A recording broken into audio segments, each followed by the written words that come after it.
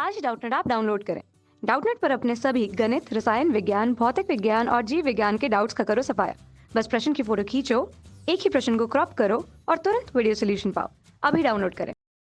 प्रश्न दिया हुआ है कि दो वस्तुओं के बीच लगने वाले गुरुत्वाकर्षण बल का क्या होगा या क्या परिवर्तन होगा, जहां पहली स्थिति एक वस्तु का द्रव्यमान यदि उसमें से दोगुना कर दिया जाता है, दूसरी स्थिति यदि वस्तुओं के बीच की दूरी को दोगुना अथवा तिगुना कर दिया जाता है, और तीसरी स्थिति जब दोनों वस्तुओं के द्रव्यमान दोगुने कर दिए जाते हैं तब गुरुत्वाकर्षण बल पर क्या परिवर्तन आएगा। हम जानते हैं कि दो वस्तुओं के बीच, दो वस्तुएं जो हमने पिंड के रूप में यहाँ पर ले लिया है, उनके बीच अगर एक निश्चित दूरी है, उनके केंद्रों से बीच की दूरी, तब हम उसकी दूरी को कुछ इस प्रकार व्यक्त करते हैं। यह हमने एक निश्चित दूरी ली, दूरी को हम r से यदि प्रेषित कर रहे हैं। एक पिंड है, पहला पिंड, जिसे हम उसका द्रव्यमान m1 तथा दूसरा पिंड उससे एक निश्चित दूरी पर r पर m2 है। उनके बीच लगने वाले गुरुत्वाकर्षण बल को हम किस प्रकार संबंधित करें, इसे हम गुरुत्वाकर्षण के सार्वभौमिक नियम से देखते हैं। गुरुत्वाकर्षण सार्वभौमिक, इसे सार्वभौमिक क्यों कहा गया? गुरुत्वाकर्षण सार्वभौमिक नियम, इसे सार्वभौमिक बोलने का तात्पर्य यह है कि किसी भी स्थिति पर इसके मान अथवा बल के मान किस पर निर्भर करते हैं, उसे हम इस प्रकार लिख सकते हैं, जहां बल का मान F बराबर सार्वत्रिक गुरुत्वाकर्षण नियतांक G m1 m2 अनुपात r वर्ग के बराबर होता है। सार्वत्रिक गुरुत्वाकर्षण नियम। अब इस गुरुत्वाकर्षण नियम में कौन कौन से पद क्या क्या है? जी हमारे पास यहाँ पर होता है सार्वत्रिक नियतांक, सार्वत्रिक गुरुत्वाकर्षण नियतांक जिसका मान सभी जगहों पर समान होता है, नियतांक है इस प्रकार जिसका मान 6.63 गुणा 10 की घात ऋण 11 न्यूटन मीटर वर्ग प्रति किलोग्राम वर्ग होता है। अब यदि प्रश्नानुसार दी गई स्थितियों को देखते जाएं, तब हम पहली स्थिति पर कहा गया है कि यदि द्रव्यमान के रूप में m1 तथा m2 जिनके बीच की दूरी r थी, उनके बीच लगने वाला गुरुत्वाकर्षण बल किस प्रकार से निरूपित होता? G m1 m2 अनुपात r वर्ग से। परंतु पहली स्थिति पर यह बोला गया है किसी एक वस्तु का द्रव्यमान दोगुना कर दिया जाता है। यदि m1 जो है वह द्रव्यमान 2m1 कर दिया जाए, तब हम इसे F1 से प्रेषित करते हैं। अब प्रस्तुत बल को, नए बल को F1 से हम प्रेषित करते हैं।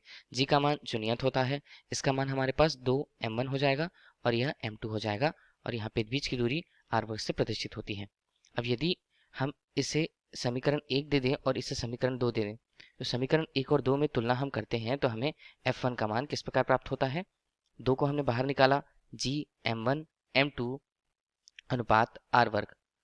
यह मान हमें समीकरण 1 से यदि देखें तब यह F1 बराबर 2f के रूप में प्रस्तुत होता है।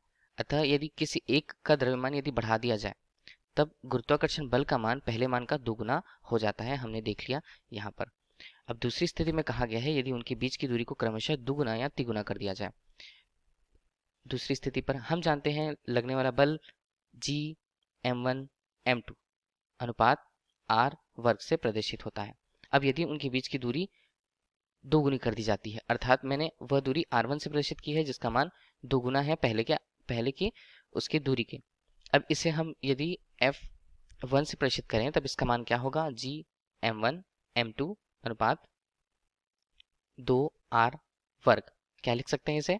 G m1 m2 4r वर्ग। इसे F1 से प्रदर्शित करते हैं। अब यदि तुलना हम इस समीकरण से करें, समीकरण को क्रमशः हमने फिर से एक नाम दिया है और इसे क्रमशः हमने 2 नाम दिया है। अब दोनों समीकरणों की तुलना करते हैं तब हमें F1 का मान कितना मिलता है? G m1 m2 अनुपात r वर्ग और यहाँ पर 1 अनुपात 4। तुलना करने के पश्चात इसका मान हमें F1 बराबर F अनुपात 4, अर्थात इस स्थिति पर जब दूरी को दोगुना कर दिया जाता है, लगने वाला बल पहले बल का 1/4 केवल रह जाएगा। अब यदि हम दूसरी स्थिति कहें, दूसरी स्थिति पर यह बोला गया कि उनकी दूरी तिगुनी हो जाती है। इसे हम R2 जिसे 3r से प्रदर्शित करते हैं। नया बल क्या होगा? इसे हम F2 से प्रदर्शित कर रहे हैं। G m1 m2 अनुपात 3r वर्ग। क्या लिख सकते हैं इसे? G_m1 m2 अनुपात 9r वर्ग, इसे F2 से प्रेषित किया जाता है। क्रमशः हम यदि इसे समीकरण 3 दे दें, इसकी तुलना करें हम समीकरण 1 से, तब समीकरण 1 से तुलना करने के पश्चात हमें कितना मिलता है? F2 हमने लिख लिया G_m1 m2 अनुपात r वर्ग, और यहाँ पर लिखा हमने 1:9। यहाँ पर समीकरण 1 से तुलना करते हैं तो हम पाते हैं कि इसका मान F/9 आता है, अर्थात यदि दूरी को तिगुना कर दिया जाए तो हमें प्राप्त मान जो है पहले मान का, प्राप्त बल का जो मान है, गुरुत्वाकर्षण बल का मान, पहले मान का केवल 1/9 हिस्सा रह जाता है। इसी प्रकार तीसरी स्थिति हमें पूछी गई है कि यदि दोनों के द्रव्यमान बढ़ा दिए जाएं, दुगुने कर दिए जाएं, किस प्रकार? पहले हम जानते हैं बल क्या होता है, G_m1 m2 अनुपात उनके बीच की दूरी r के वर्ग के बराबर। समीकरण 1 इसे फिर से दे दें हम, और यह तुलना करें कि m1 का मान m1 डैश के रूप में 2m1 हो जाता है, और इसी तरह m2 डैश के रूप में वह 2m2 रह जाता है। अब इनके मानों को यहाँ रखें हम, तब हमारे पास क्या आएगा? इसे F3 यदि हम लिखते हैं नए मान को G_m1 डैश m2 डैश अनुपात r वर्ग, मानों को रखें G2m1 2m2 और नीचे r वर्ग, इसे F3 से हमने प्रदर्शित किया।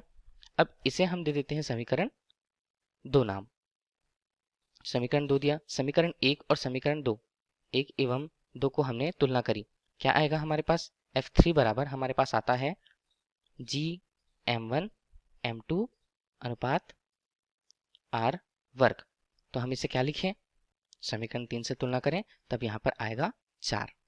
अब F3 बराबर आता है 4F, अर्थात यदि हम उन दोनों के द्रव्यमानों को क्रमशः दुगुना कर दें दोनों पिंडों के, तब हमें जो प्राप्त गुरुत्वाकर्षण बल का मान है वो पहले के मान का लगभग 4 गुना हमें ज्यादा प्राप्त होता है। यही प्रश्न में पूछा गया है, यदि द्रव्यमान को दोगुना कर दिया जाए तो बल का मान भी दोगुना हो जाएगा, 2 गुना हो जाएगा। इस प्रकार यदि इनके मानों को क्रमशः करें दोगुना से, तब बल का मान उनके चौथाई और क्रमशः उनके 90 भाग के बराबर हो जाएगा। इसी प्रकार गुरुत्वाकर्षण बल का मान तीसरी में दोगुना कर दिया जाए तो बल का मान लगभग 4 गुना हो जाता है। यही प्रश्न पूछा गया था। कक्षा 6वीं से 12वीं से लेकर नीट, IIT, JEE वो एडवांस के लेवल तक 1 करोड़ से ज्यादा छात्रों का भरोसा। आज ही डाउनलोड करें डाउटनेट ऐप या व्हाट्सएप करें अपने सारे डाउट्स 8400 400 400 पर।